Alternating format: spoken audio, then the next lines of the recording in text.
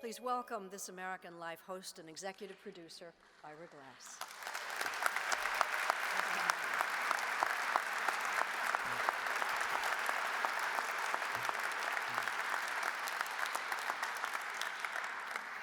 Thank you for this honor. One way to measure the limited power of fact-based reporting came this September when Donald Trump held a press conference declaring that, number one, he had personally concluded that Barack Obama was born in this country, and number two, the rumor that he was not born in this country was started by Hillary Clinton. That second claim, everybody will remember, was refuted almost in real time on live television, forcefully and thoroughly by the excellent and exemplary Jake Tapper on CNN and by a number of others.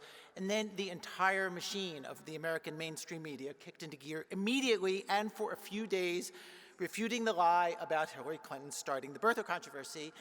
And then a couple days after that, I went looking for polling numbers on this issue. So the only poll that I could find that hit this specific topic in the right time frame was a Monmouth poll of likely voters in Florida. It showed that after Trump's press conference, a couple days after, 1/3 now believe that Hillary Clinton started the birther controversy, which is really depressing. Sometimes this year, I don't know how you all are feeling, but sometimes it feels like, as a working journalist, I'm on a team that is losing yardage week by week. And seeing that, I also had this feeling that I wonder if a lot of people in this room have had at some point this year, like, I want to reach those people. Like, I want to reach that third. Like, I want to reach them, those people who are not interested in factual information, or in fact, they actively doubt the factual information presented by those of us who are in the mainstream media.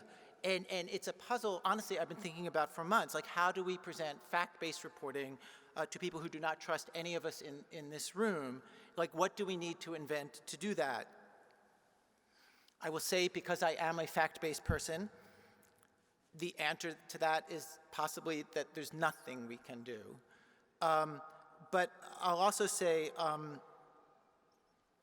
that just seems like quitter talk. And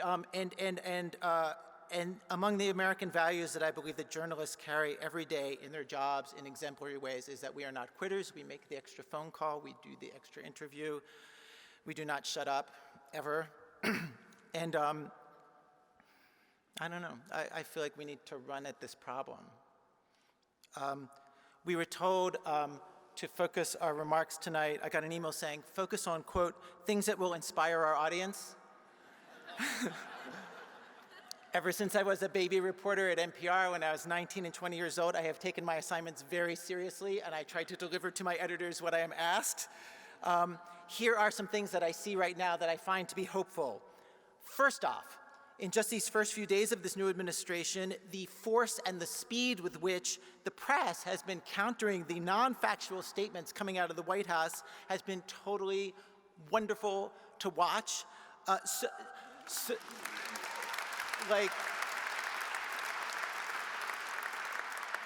Like so many moments in the Spicer press conferences just make me feel so proud to be a journalist, proud to be on the team, like just proud of my colleagues who are asking questions like, could we just hear, like, how many people are unemployed right now in this country? Like, what's the baseline? Maura Liasson asked that recently at a press conference. Like, if you're saying you're going to add to the number of jobs, what is the unemployment rate right now? I'm in the unusual position to be a part of journalism that's going through a crazy boom time where audience and revenues are climbing very, very quickly, and that's podcasting. Millions of people around the world are consuming long-form, serious journalism in podcast form. 13 million people downloaded every episode of Serial Season 1. 4 million people, I think more, downloaded every episode of NPR's Invisibilia. 2.5 million download every episode of This American Life.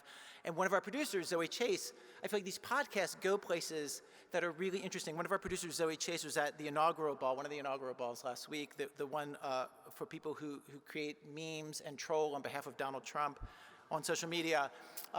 This was the Deplora ball. And she was very interested to learn how many, many fans we had there. Like, one person after another came up to her to tell her that. And the president, for all of his complaining about CNN, really seems to watch a lot of CNN. You know, and I will say, like, 1/3 of the people in that Florida poll believed a lie. And 2/3 knew it was a lie. They heard the truth.